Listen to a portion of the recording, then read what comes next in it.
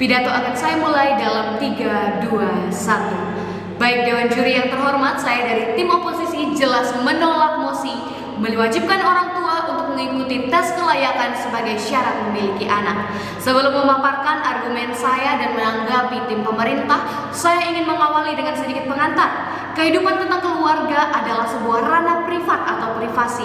Dalam hal ini, dengan adanya sebuah tes uji kelayakan yang disetujui oleh tim pemerintah, tentu negara terlalu mencampuri urusan privasi keluarga, yang dimana jelas hal itu menandai adanya sebuah pelanggaran hak asasi manusia. Kendala administratif dan birokrasi juga menjadi masalah lain yang membuat implementasi tes kelayakan ini bisa gagal. Karena implementasi tes kelayakan bagi orang tua dapat menimbulkan sebuah beban administratif yang signifikan dan memerlukan sumber daya yang cukup besar untuk pemerintah. Ini termasuk dalam hal mengatur dan mengawali tes, melibatkan personel medis dan psikologis, serta mengelola data-data pribadi yang sensitif.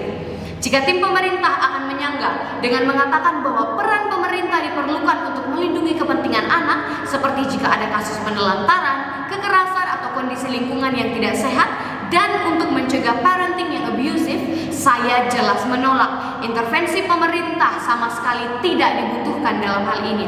Seperti yang kita tahu, setiap individu memiliki hak.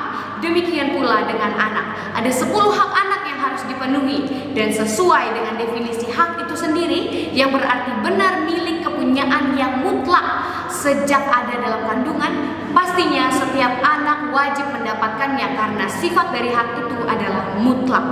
Maka semua anak yang telah ada di dunia ini memiliki hak-hak yang telah tercantum dalam undang-undang itu telah memberi jaminan bahwasannya anak akan dilindungi dari segala bentuk kekerasan dan ketidakadilan. Kemudian dalam bentuk apa tes kelayakan ini dapat dilakukan? Selain masalah administrasi dan birokrasi, untuk peluasan informasi mengenai adanya kebijakan tes kelayakan ini tentu menghambat karena mengingat penyebaran teknologi yang masih sangat jauh dari kata merata. Lantas bagaimana pelaksanaan tes dan bimbingan ini dapat dijalankan?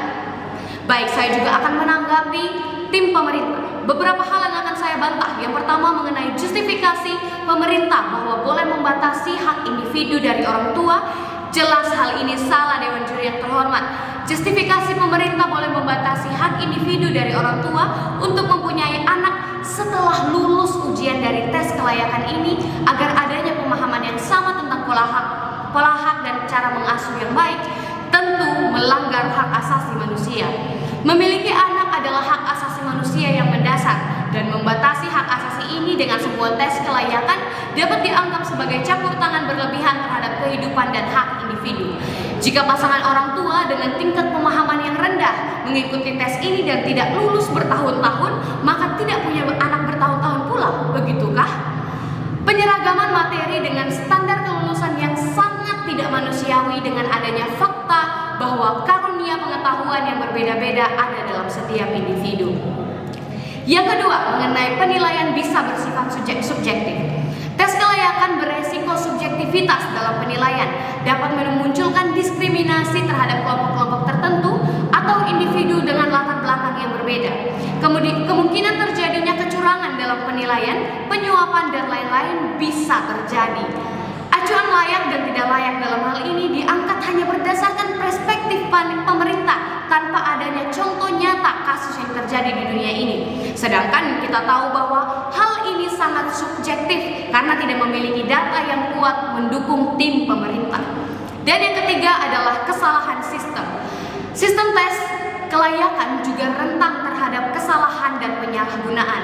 Pengujian yang tidak akurat dan atas keputusan yang keliru dapat mengakibatkan keluarga yang layak sebenarnya memiliki anak menjadi tidak layak, begitu pula sebaliknya.